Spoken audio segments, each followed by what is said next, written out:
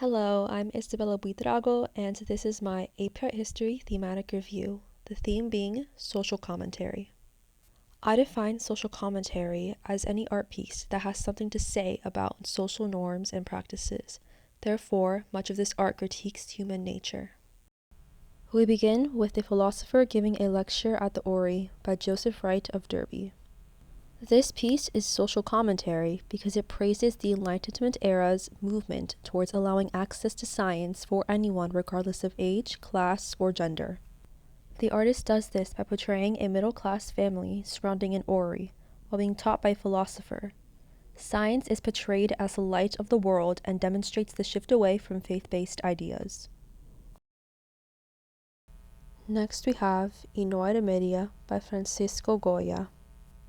This etching was created to commentate on the disasters and horrors of war. The realistic depiction of a bound and blindfolded prisoner of war is graphic, along with the mangled corpses that lie near him. Goya wanted to elicit a horrified reaction from viewers that depicted the ongoing Peninsular War. Now onto Slave Ship, Slavers Throwing Overboard the Dead and the Dying, Typhoon Coming On by Joseph Mallord William Turner. This painting was painted from the point of view of an abolitionist and is commentary on the harsh reality of the slave trade. The painting is graphic and depicts slaves being thrown overboard into a rough ocean. Their bodies are mangled and the water is bloody. The goal was to evoke both sympathy and outrage towards the ongoing practice of slavery in the US and other countries. This is The Jungle by Wilfredo Lamb. This piece is social commentary because it demonstrates the effects of slavery and colonialism in Cuba, as well as depicts Cuba's socio-economic realities. Lamb does this by referencing the cutting of sugarcane by having women hold scissors. The scene's surrealism and maximalist quality leaves a sense of chaos, which reflects the state of chaos Cuba was in at the time. Our fifth piece is The Migration of the Negro, panel number 49, by Jacob Lawrence. Lawrence commentates on the effects of the mass migration of the Harlem Renaissance and the struggles of African Americans during the early 1940s. The image is of a segregated restaurant divided by a gold barrier. The contrast between the white and black people is shown through the quality of their utensils and demeanor. The artist drew from what he saw of the Harlem Renaissance in order to represent common scenes of oppression. Next is Maryland Diptych by Andy Warhol. This piece fits the theme because it references the glorification and commodification of celebrities, specifically Marilyn Monroe.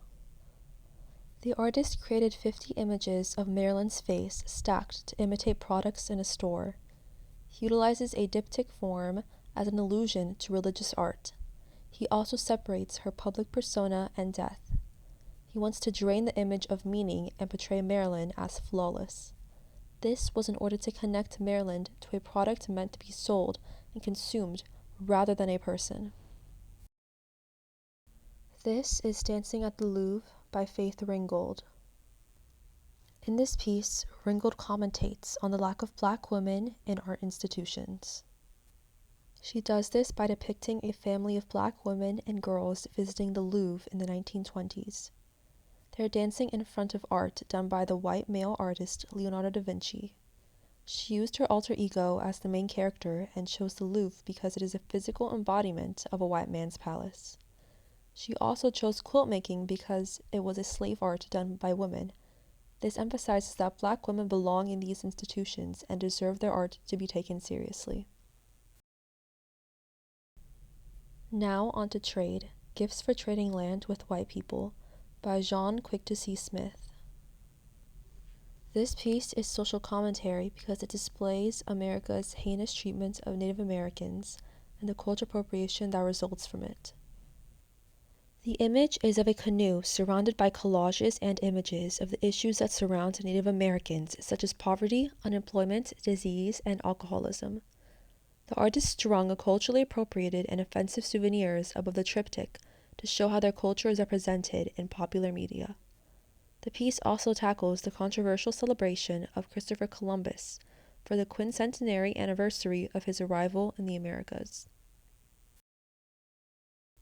The second to last piece is En la barbería no se llora by Pepón Osorio.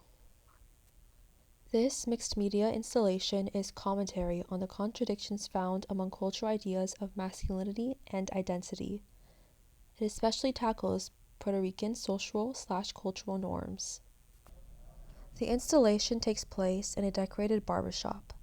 The focus is on a chair with flowers and Puerto Rican imagery. A video plays on the headrest that shows men playing, baby circumcision, and men crying. To further reference the contrast of feminine and masculine imagery, there are flowers with bullets on the wall and pictures of Latin men in masculine poses. The idea was to feminize the barbershop, which is seen as a masculine rite of passage in Latino culture. This was in order to break the gender boundary. The installation was meant to be interacted with and allow for anyone to be able to connect to it in some way. Our last piece is Stadia 2 by Julie Meritou. This piece is social commentary because it commentates on nationalism and revolution as they occur in the worlds of art, sports, and politics. The artist does this by referencing an Olympic stadium. Broken down flags and media symbols can be seen swirling around it. By breaking down these images, she blurs the lines between them. The piece was created during the Olympics and Gulf War. Meritou wanted to comment on how the media was focusing on the Olympics rather than the war at the time. And we've made it to the end. As demonstrated, social commentary art covers a wide variety of topics, from anti-war sentiment to racism, from issues of gender to nationalism, and so on. Each artist chose to represent these ideas through their mediums, styles, colors, and own personal experiences, which can elevate the message.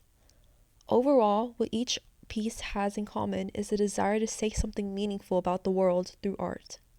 For an artist, all you need is passion and creativity to spread a universal message that transcends the boundaries of language.